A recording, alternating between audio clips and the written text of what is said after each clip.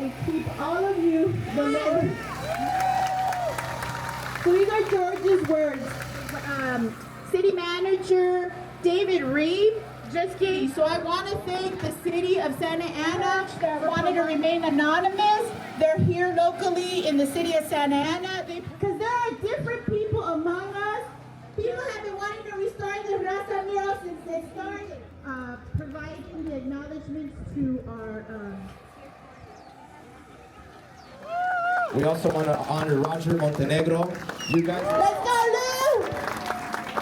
Lou! We also want to give a big round of applause for all the organizing committees here today. Restoration projects are a testament to our enduring commitment to the Articia Pilar neighborhood, which we believe is important to our culture, history, and our pride.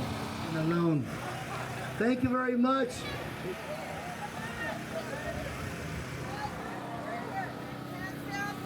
Raza.